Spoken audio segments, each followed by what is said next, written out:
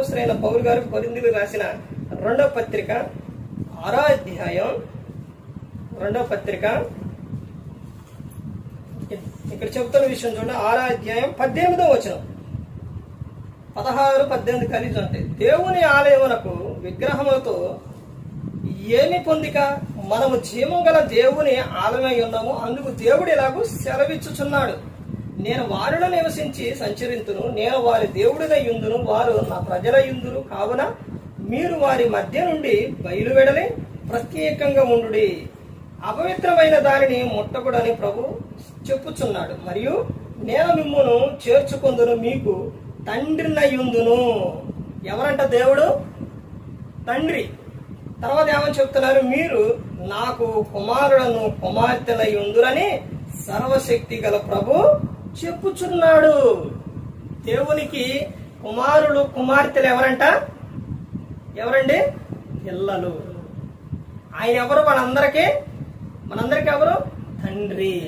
అంటే మనందరం ఎవరు? ఆయనకు పిల్లలు. ఆ పిల్లల విషయాల్లో దేవుడు ఎంత ఇదిగా చెప్తున్నారు మనందరి నిమిత్తం ఒక్కసారి గమనించండి. ప్రతి ఒక్కరు కూడా తెలుసుకోండి. ఆడపిల్లలంటే తండ్రికి ఒకనాడు దేవుడే ఆమె ఏమని పిలిచాడో తెలుసండి? అప్పుడు ఇప్పుడైనా అమ్మా అని పిలిచింది. మరి ఈ రోజున ఆడపిల్లని ఎలా పిలుస్తున్నావు నువ్వు? ఏ పేర్లు పెట్టి పిలుస్తున్నావు నువ్వు? ప్రతి ఒక్కరు కూడా గమనించుకోవాలి.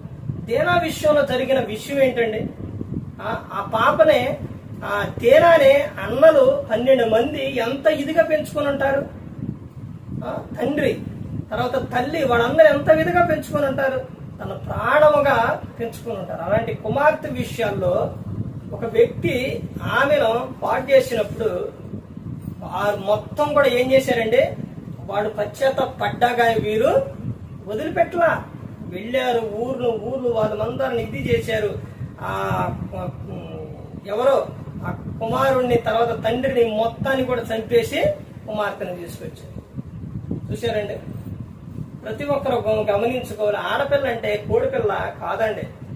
దేవుడు ఎంతైతే పురుషుని ప్రేమిస్తుందో ఆడపిల్లల కుమార్తెలను కూడా స్త్రీలను కూడా అదే విధంగా ప్రేమిస్తుండో ప్రతి ఒక్కరు కూడా గమనించుకోవాలి. ప్రతి ఒక్కరు కూడా తెలుసుకోవాలి. ఏ ఒక్కరు కూడా నశించి నరకానికి వెళ్ళిపోకూడదని యేసుక్రీస్తు ప్రభువు ఈ లోకానికి వచ్చి మనందరి కోసం ప్రాణం పెట్టారు. ఈ విధంగా నిలబెట్టి మాట్లాడించిన తండ్రి అయిన దేవునికి కృతజ్ఞతాస్తుతులు చెల్లిస్తూ ఇంతవరకు శ్రద్ధగా ఉన్న మీకు ప్రభు పేరుతో నా హృదయపూర్వక వందనాలు చెల్లిస్తూ ఈ మాటలు ముగిస్తున్న అందరికీ వందనాలు.